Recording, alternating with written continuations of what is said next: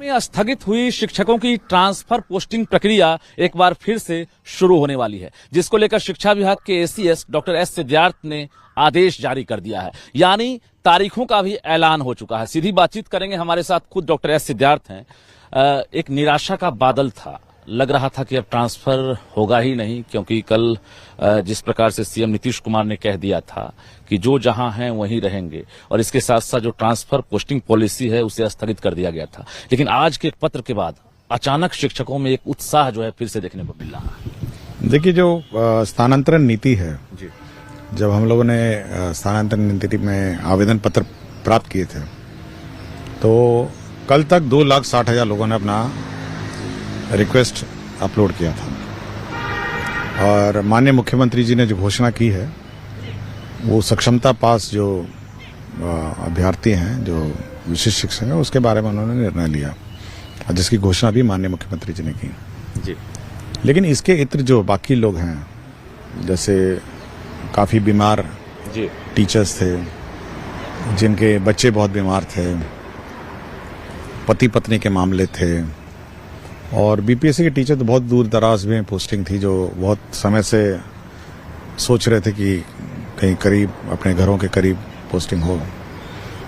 ये लोग उस वेबसाइट पे उन लोगों ने अपना आवेदन दिया था, और 2,60,000 के आसपास जो आवेदन पत्र थे उसमें मोटा मोटी इन लोगों ने जो बीमारी और ये सब थे, ये अपने में 10,000 थे, और बाकी महिलाओं के अलग थे।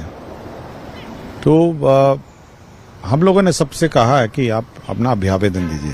ये कोई ट्रांसफर पोस्टिंग का कोई ऑर्डर नहीं है, लेकिन आप अपना रिप्रेजेंटेशन दीजिए। जैसे डिपार्टमेंट में आते हैं, आप रिप्रेजेंटेशन देते हैं, और हम लोग इस पूरे रिप्रेजेंटेशन को इकट्ठा करेंगे, देखेंगे किस प्रकार के कितने मामले हैं, और इस पर अगर कार्रवाई करेंगे। विशेष समस्या से ग्रसित जो शब्द है उसमें शिक्षक जो है फिर से एक तरह से असमंजस में है कि आखिर इसका क्या मतलब है, क्योंकि उस वक्त जो पॉलिसी आपकी थी और जो अप्लाइंग प्रक्रिया थी उसमें यह था कि जो भी शिक्षक चाहते हैं, खासकर बीपीएससी वाले हों या फिर नियोजित शिक्षक हों, पति पत्नी का फायदा मिलेगा, जो दिव्यांग हैं, बीमार हैं। इसका क्या मतलब हुआ विशेष? देखिए, विशेष समस्या वही बिंदु हैं जो हम लोगों ने पुराने वेबसाइट में अंकित किए थे, तो वही सारे मामले हैं। पति पत्नी के मामले हैं, बीमार बच्चे हैं, बीमार हैं, और जहां तक संभव हो हम लोग जो दूर पोस्टेड हैं उनका भी मामला टेकअप करेंगे। इसलिए हम लोग का ये मानना है कि टीचर को तनाव मुक्त रखने का है।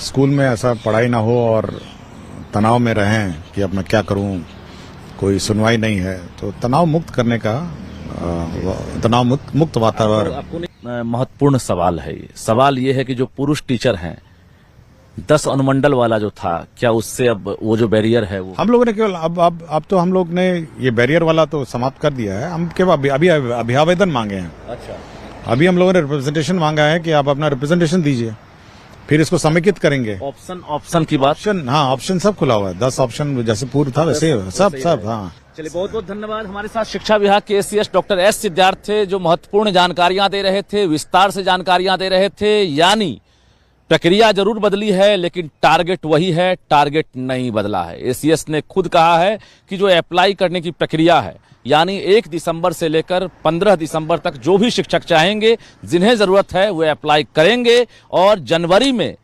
शिक्षा उनकी पोस्टिंग करेगा। यानी जो ट्रांसफर चाहते हैं उसके लिए आवेदन करेंगे, और 15 दिन शिक्षा विभाग स्क्रूटनी करने में लगाएगा कि आखिर जिन्हें जरूरत है, जिन्होंने अप्लाई किया है, क्या वो एक्चुअल अप्लाई है, उन्हें जरूरत है। उसके बाद सॉफ्टवेयर के जरिए स्कूल आवंटन किए जाएंगे, और निश्चित रूप से जिस बात को लेकर टेंशन में शिक्षक थे, वो टेंशन धीरे धीरे अब दूर होता हुआ नजर आ रहा है।